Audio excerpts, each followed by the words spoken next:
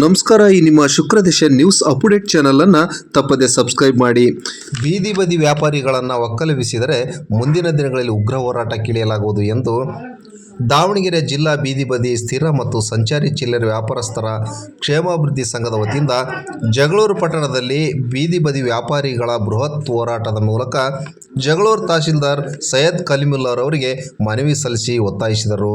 ಈ ಸಂದರ್ಭದಲ್ಲಿ ವಿವಿಧ ಪದಾಧಿಕಾರಿಗಳು ಹಾಜರಿದ್ದರು. ಇದೇ ಸಂದರ್ಭದಲ್ಲಿ ಬೀದಿ ಬದಿ ವ್ಯಾಪಾರಿಗಳ ಕ್ಷೇಮಾಭಿವೃದ್ಧಿ ಸಂಘದ ಜಿಲ್ಲಾಧ್ಯಕ್ಷ ಇಸ್ಮಾಯಿಲ್ ಮಾತನಾಡಿ, ಬೀದಿ ಬದಿ ವ್ಯಾಪಾರಿಗಳಿಗೆ ಪಟ್ಟಣ ಪಂಚಾಯತಿಯಿಂದ ಮೂಲ ಸೌಲಭ್ಯ ಕಲ್ಪಿಸಿಕೊಡುವಂತೆ ಒತ್ತಾಯಿಸಿದ್ದಾರೆ.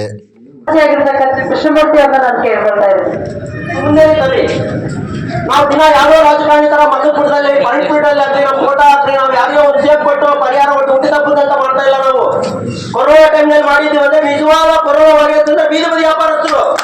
ಯಾಕಂದ್ರೆ ಪ್ರತಿಯೊಬ್ಬ ಮನೆ ಮನೆಗೆ ಹೋಗಿ ತರಕಾರಿ, ಹಣ್ಣು, ಹಾಲು ಅಂತ ಕೊರೋನಾ ಟೈಮ್ನಲ್ಲಿ ಯಾವ ಅಧಿಕಾರಿನೂ ಮುಂದೆ ಬರ್ತಾ ಇರಲಿಲ್ಲ. ಮಾಸ್ಕ್ ಹಾಕ್ಕೊಂಡು 3-4 ಮಾಸ್ಕ್ ಹಾಕ್ಕೊಂಡು ಕೊಟ್ಟಿದ್ರು ಅಧಿಕಾರಿ. ಆದ್ರೆ ನಾವು ದಾವಣಗೆರೆಯ ಜಿಲ್ಲಾದ್ಯಂತ ಯಾವುದೇ ಸ್ಥಳದಲ್ಲಿ ಏನೇ ಆದ್ರೂ ನಾವು ಆ ಒಂದು ಏನು ಲಾಕ್ಡೌನ್ ಅಂತಾರಲ್ಲ, ಸೀಲ್ಡೌನ್ ಅಂತಾರಲ್ಲ, ಯಾವ್ದಾದ್ರು ಡೌನ್ ಅಂತ ನಮ್ಗೆ ಗೊತ್ತಾ, ಇವಾಗ ಮತ್ಬಿಟ್ಟಿವ ವಿಷಯಗಳನ್ನೆಲ್ಲವರು ಅಂತ ವಿಷಯಗಳಲ್ಲಿ ನಾವು ಕನಿಷ್ಠ 20-25 ಮಂದಿ ಒಂದು ಟೀಮ್ ಮಾಡ್ಕೊಂಡು ದಾವಣಗೆರೆ ನಗರಾದ್ಯಂತ ನಾವು ಐತಲ್ಲ ಪ್ರತಿಯೊಬ್ಬರಿಗೂ ಹಣ್ಣು, ತರಕಾರಿ, ಹಾಲು, ನೀರು ಎಲ್ಲದನ್ನು ಸೌಲಭ್ಯ ಮಾಡ್ಕೊಟ್ಟಿವಿ. ಅದಕ್ಕೆ ನಿಜವಾದ ಕೊರೋನಾ ವಾರಿಯರ್ಸ್ ಅಂದ್ರೆ ನಾವೇ. ಆದರೆ ನಮ್ಮನ್ನ ಆತಕ್ಕಂಥ ಸರ್ಕಾರಗಳು ಬೀದಿ ಬದಿ ವ್ಯಾಪಾರಸ್ಥರು ಯಾಕಷ್ಟು ನಿರ್ಲಕ್ಷ್ಯವಾಗಿ ಫಲತಾಯಿ ಧೋರಣೆ ಅನುಸರಿಸಿದ್ದಾರೆ. ಒಬ್ಬರೇ ಒಬ್ರು ಇನ್ನೋವರಿಗಾದ್ರೂ ಬೀದಿ ಬದಿ ವ್ಯಾಪಾರಸ್ಥರಿಗೆ ಒಂದು ಸೌಲಭ್ಯ ತಂದ್ಕೊಟ್ಟಿಲ್ಲ. ಅದು ಕೊರೋನಾ ಟೈಮ್ನಲ್ಲಿ ಕೇಂದ್ರ ಸರ್ಕಾರ 2,000 ರೂಪಾಯಿ ಫಸ್ಟ್ ಮಾಡಿತ್ತು, ಅದು 10,000 ರೂಪಾಯಿ ಮಾಡಿತ್ತು ಪ್ರಧಾನಮಂತ್ರಿ ಸ್ವನಿಧಿ ಅಂತೇಳಿ. ಅದಕ್ಕೆ 10,000 ರೂಪಾಯಿ ಆಗಬೇಕಂದ್ರೆ ನಮ್ಗೆ 15,000 ರೂಪಾಯಿ ಖರ್ಚಾಗಿರುತ್ತೆ. ಬ್ಯಾಂಕ್ಗಳಿಗೆ ಹೋಗ್ಬೇಕು, 16 ಅಡ್ಡಾಡ್ಬೇಕು. ಇಂತಹ ಸಮಸ್ಯೆಗಳನ್ನ ನಾವು ಬೀದಿ ಬದಿ ವ್ಯಾಪಾರಸ್ಥರು ದಿನನಿತ್ಯ ಅನುಭವಿಸ್ತಾ ಇದ್ದೀವಿ. ಪೊಲೀಸ್ ಇಲಾಖೆಯಿಂದ, ಮುನ್ಸಿಪಾಲಿಟಿಯಿಂದ ಹಿಡಿದು ಪ್ರತಿಯೊಬ್ಬ ಅಧಿಕಾರಿಗಳು ನಮ್ಮನ್ನ ಏನಪ್ಪ ಅಂತಂದ್ರೆ ಒಂಥರ ಬೇಬಿ ಸ್ಟೀಲ್ ಕೊಡ್ತಾರೆ. ಯಾಕಂದ್ರೆ ನಾವು ಬೀದಿ ಮೇಲೆ ಕುತ್ಕೊಂಡಿರ್ತೀವಲ್ಲ, ಬೀದಿ ಮೇಲೆ ಕುತ್ಕೊಂಡಿರ್ತೀವಲ್ಲ, ನಮ್ಗೆ ಏನು ಇರಲ್ಲ ಅಂತಿರ್ತಾರೆ. ಆದ್ರೆ ಸರ್ಕಾರಕ್ಕೆ ನಾವು ವರ್ಷಕ್ಕೆ 1,000 ರೂಪಾಯಿ ತೆರಿಗೆ ಕಟ್ತಿದ್ದೀವಿ ಜಕಾತಿ ಮೂಲಕ. ತಿಂಗಳಿಗೆ 1,000 ರೂಪಾಯಿ ಕಟ್ತೀವಿ. ಒಬ್ರು ಎಗ್ರೆಸ್ಟರ್ ಅಡ್ಡ ಹೇಳಿದ್ರು ದಿನಕ್ಕೆ 50 ರೂಪಾಯಿ ಅಂದ್ರೆ ತಿಂಗಳಿಗೆ 1,500 ರೂಪಾಯಿ ದುಡ್ಡು ಆಯ್ತು. ಯಾವ ಗೌರ್ಮೆಂಟ್ ಅಧಿಕಾರಿ ತಿಂಗಳಿಗೆ 1,500 ರೂಪಾಯಿ ತೆರಿಗೆ ಕಟ್ತಾ ಇದ್ದಾರೆ ಹೇಳಿ ನೋಡೋಣ. ಅದು ಅವ್ರು ಜಾಗ ಕೊಟ್ಟಿಲ್ಲ, ನೆರಳು ಕೊಟ್ಟಿಲ್ಲ, ಏನು ಕೊಟ್ಟಿಲ್ಲ. ಸರ್ಕಾರದ ಪುಟ್ಟಪಾದ ಮೇಲೆ ನಾವು ಜೀವನ ಅಂಗಸ್ವರ ಕೂತ್ಕೊಂಡಿರ್ತೀವಿ. ಯಾರೋ ಒಬ್ಬರು ಗಾಡಿ ಡ್ರೈವ್ ಮಾಡ್ಕೊಂಡ್ಬಾರ್ದು, ಬಂದ್ರೆ ನಾವು ಬೇರೆ ಗಾಡಿ ನಡ್ಕೊಂಡು ಹೋಗ್ಬಿಡ್ತೀವಿ. ಯಾರೋ ಪೊಲೀಸ್ ಬಂದ್ರೆ ಸರ್ಕಾರ ಎತ್ತೋಗ್ಬೇಕು, ಬಸ್ಸಿಡಿ ಮಗನ ತಗೊಂಡು ಹೋಗ್ಬೇಕು. ನಾವು ಮಾತಾಡಂಗಿಲ್ಲ. ಇಂಥ ಒಂದು ಸಮಸ್ಯೆಗಳನ್ನು ದಿನನಿತ್ಯ ಅನುಭವಿಸ್ತಾ ಇದ್ದೇವೆ ನಾವು. ದಯವಿಟ್ಟು ನಮ್ಮ ಮಾಧ್ಯಮ ಮಿತ್ರರು ನಾನು ಏನ್ ಹೇಳ್ತಾ ಇದ್ದೇನೆ ಅಂದ್ರೆ, ಸರ್ಕಾರಗಳು ನಮ್ಮ ಅಲ್ಲೇದೊಂದು ಕಾರಣಾಂತರದಿಂದ 75 ನಮ್ಮ ತಂದೆಯವರು ಇದಲ್ಲ ಬರಗಾಲ ಬಂದಿದೆ ಅಂತೇಳಿ ದಾವಣಗೆರೆ ಗೊತ್ತಿದ್ರು. ಇಂಥ ಒಂದು ಬರಪೀಡಿತ ಪ್ರದೇಶದಲ್ಲಿ ಇದ್ದೀವಂತಂದ್ರೆ ಜಕಾತಿ 40-50 ರೂಪಾಯಿ ಕೇಳ್ತಾರಂದ್ರೆ ನಾವೆಲ್ಲ ಹೋಗೋದು.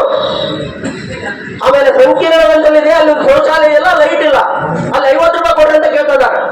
ಇದು ಯಾಕೆ ಬೇಕು? ನಾನು ಕೋಸ್ತಿ ಒಂದು ಬೋರ್ಡ್ ಹಾಕ್ಬಿಟ್ರೆ ಬಿಲ್ ಹಾಕಿಬಿಟ್ರೆ ಮುಗಿದ್ಬಿಟ್ಟು ಪರಿಹಾರ. ಅವ್ರು ಹೆಣ್ಮಕ್ಳು ಎಲ್ಲಿಗಾರ ಹೋಗ್ಲಿ, ಗಂಡು ಮಕ್ಳು ಎಲ್ಲಿಗಾರ ಹೋಗ್ಲಿ, ಅವ್ರೇನು ಮಾನವರದಿ ಇರ್ತಾರೆ. ಬೀದಿ ಬದಿ ವ್ಯಾಪಾರಸ್ಥರು ನಮ್ಗೇನು ಮಾನವರದಿ ಇರಲ್ಲ. ಅವ್ರಿಗೆ ಮಾತ್ರ ಅಧಿಕಾರಿಗಳಿಗೆ, ರಾಜಕೀಯ ಪ್ರತಿನಿಧಿಗಳಿಗೆ ಏಜಿರ್ತಾರಲ್ಲ ಅವ್ರಿಗೆಲ್ಲದೂ ಇರುತ್ತೆ. ನಾವೆಲ್ಲ ಬಿಟ್ಟು ಸ್ವಾವಲಂಬನೆಯಾಗಿ ಇನ್ನೊಬ್ಬರನ್ನ ಯಾರನ್ನ ಅವಲಂಬಿಸಿದ್ರೆ ನಮ್ಮ ದುಡಿಮೆ ನಾವು ಮಾಡ್ಕೊಂತಿರ್ತೀವಲ್ಲ ನಮ್ಗೆ ಏನು ಇರಲ್ಲ ಅಂತ ತಿಳ್ಕೊಂಡಿರ್ತಾರೆ. ಆದ್ರೆ ನಿಜವಾಗ್ಲೂ ಸ್ವಾವಲಂಬನೆಗಳು ನಾವು. ಸಮಾಜಕ್ಕೆ ನಮ್ಮ ಕೊಡುಗೆ ಇದೆ. ಮನೆ ಮುಂದೆ ಹೋಗ್ತಿ ಬೆಳಿಗ್ಗೆ 6 ಗಂಟೆಗೆ ಎದ್ದು ನೀವು ಗಂಡು ಬೇಕು ಸರ್ಕಾರ ಇಲ್ಲಿ ಬೀದಿ ಮೇಲೆ ಕೂತಿರ್ತಕ್ಕಂಥ 50 ರೂಪಾಯಿ 100 ರೂಪಾಯಿ ದುಡಿಯುವಂತ ಜನಗಳಿಗೆ ಬಂದು ಕಾಟ ಕೊಡೋದಲ್ಲ. ಪ್ಲಾಸ್ಟಿಕ್ ಫ್ಯಾಕ್ಟರಿಗಳನ್ನ ನೀವೇನಾದ್ರೂ ಕೇಳಿದ್ದೀರಾ? ಪ್ಲಾಸ್ಟಿಕ್ ಫ್ಯಾಕ್ಟರಿಗಳನ್ನ ನೀವು ಭೇಟಿ ಕೊಟ್ಟಲ್ಲಿ ಬ್ಯಾನ್ ಮಾಡ್ತಿದ್ದೀರಾ? ಇದನ್ನ ನಾವು ಕೇಳ್ತಾ ಇದ್ವಿ. ಯಾಕಂದ್ರೆ ಅನಿವಾರ್ಯ. ಯಾರೇ ಆಗ್ಲಿ ಬಂದಂತ ಜನಗಳು ಈ ಕ್ಷಣಕ್ಕೆ ಬಂದು ತಗೊಂಡೋಗ್ತಾರೆ. ಅಥವಾ ಪ್ಲಾನ್ ಇರಲ್ಲ, ತರಕಾರಿ ಅಂಗಡಿಗೆ ಬಂದು ತಗೊಂಡೋಗಕ್ಕಂತ ಪ್ಲಾನ್ ಇರಲ್ಲ. ಹಾಗಾಗಿ ಅವ್ರು ಕೈ ಹಿಡ್ಕೊಳಕ ಆಗಲ್ಲ. ಅಲ್ಲಿ ನಾವು ಕೇಳ್ತಾ ಇರೋದು, ನೀವು ಬ್ಯಾನ್ ಮಾಡ್ಬಿಟ್ರೆ ನಾವು ತಗೊಳ್ಳೋದೇ ಇಲ್ಲ. ಆದ್ರೆ ನೀವೇನ್ ನಮಗೆ ಕಿವಿ ಮಾತು ಹೇಳ್ತಾ ಇದ್ದೀರಾ, ಪ್ಲಾಸ್ಟಿಕ್ ನ ಯೂಸ್ ಮಾಡಬೇಡಿ ಅಂತ. ಅದನ್ನ ನಾವು ಕೇಳ್ತೀವಿ ಸರ್, ಅದು ಕರೆಕ್ಟ್, ನಾವು ಕೂಡ ಮಾಡ್ತೀವಿ. ಅದೇ ನೀವು ಪ್ರಹಾರ ಮಾಡ್ತಿರಲ್ಲ ಗೊತ್ತಿದ ಮೇಲೆ ಇದಕ್ಕೂ ಮುಂಚೆ ಪ್ಲಾಸ್ಟಿಕ್ ಬಟ್ಟೆಗಳನ್ನ ಕೇಳ್ಬಿಟ್ಟು ಆಮೇಲೆ ನಮ್ಮ ಹತ್ರ ಬನ್ನಿ. ಬಟ್ಟೆ ಯೂಸ್ ಮಾಡ್ಬೇಕು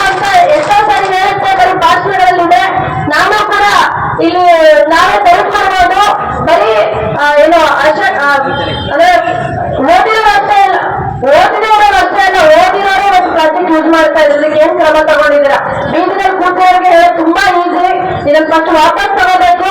ಜೊತೆಗೆ ನಾವು ಬೀದಿ ಬದಿ ವ್ಯಾಪಾರಸ್ಥರು ಸಮಾಜಮುಖಿಯ ಕೆಲಸ ಮಾಡ್ತಾ ಇರೋರು ನಾವು ಮುಂದಿನ ದಿನಗಳಲ್ಲಿ ಪ್ಲಾಸ್ಟಿಕ್ ಯೂಸ್ ಮಾಡಲ್ಲ, ಅದನ್ನ ಘಂಟಾಘೋಷವಾಗಿ ಹೇಳ್ತೀವಿ. ಇದನ್ನ ನಾವು ಕೂಡ ಪ್ರಕೃತಿಗೆ ಹಾನಿ ಮಾಡ್ಬಿಟ್ಟು ನಾವು ಮಾಡೋದು ಅಲ್ಲ. ಬಟ್ ಈ ರೀತಿ ಜನಗಳಿಗೆ ಬಂದ್ಬಿಟ್ಟು ಹೇಳೋದು ಅಮಾಯಕರಿಗೆ ಇದನ್ನ ಒಪ್ತಾ ಇಲ್ಲ ಸರ್, ನಿಮ್ ಮುಂದೆ ಹೇಳ್ಬೇಕು ಅಂತ ಅನ್ನಿಸ್ತು. ಬಂದಿದ್ದೀರಿ ಅಂತ ಹೇಳಿದ್ರೆ ನಮಗೆ ತುಂಬಾ ಖುಷಿ ಆಗುತ್ತೆ. ಹಾಗೆ ನಮ್ಮ ತಹಸೀಲ್ದಾರ್ ಸಾಹೇಬರು ಬಂದಿದ್ದಾರೆ. ಅವರು ಒಳ್ಳೆ ಹೃದಯವುಳ್ಳ ಮನುಷ್ಯರು ಅಂತ ನಮ್ಗೆಲ್ಲ ಗೊತ್ತು. ಆದ್ರೆ ನಮ್ಮ ಮನವಿಯನ್ನು ಅವರು ಸ್ಪಂದನೆ ಮಾಡ್ತಾರಂತ ನಾವು ತಿಳ್ಕೊಂಡಿದೀವಿ. ಇವಾಗ ತಹಸೀಲ್ದಾರ್ ಸಾಹೇಬರು ಒಂದೆರಡು ಮಾತಾಡ್ತಾರಂತ ಹೇಳಕ್ ಇಷ್ಟಪಡ್ತೀವಿ. ಮನವಿ ಕೊಡ್ರಿ. ಒಂದ್ಸಲಿ ಮನವಿ ಹೋದ್ರ ಮಂಜಕ್ಕ ಮನವಿ ಹೋದ್ರು ಒಂದ್ಸಲಿ ಫಸ್ಟ್ ಓದಿ ಆಮೇಲೆ ತಹಸೀಲ್ದಾರ್ ಕೈ ಕೊಡು. ಸ್ನೇಹಿತರೆ, ಮನವಿ ಪತ್ರ ತಮ್ಮೆಲ್ಲನೂ ಕೂಡ ಗಮನಕ್ಕೆ ಬರ್ಲಿ ಅಂತ ಹೇಳ್ಬಿಟ್ಟು ಓದ್ಬೇಕು ಅಂತ ದಾವಣಗೆರೆ ಜಿಲ್ಲಾ ಬೀದಿ ಬದಿ ವ್ಯಾಪಾರಸ್ಥರ ಖಜಾಂಚಿ ಆಗಿರ್ತಕ್ಕಂಥ ಕೃಷ್ಣಮೂರ್ತಿ ಅವ್ರನ್ನ ನಾನು ಕೇಳ್ಕೊಳ್ತಾ ಇದ್ದೀನಿ.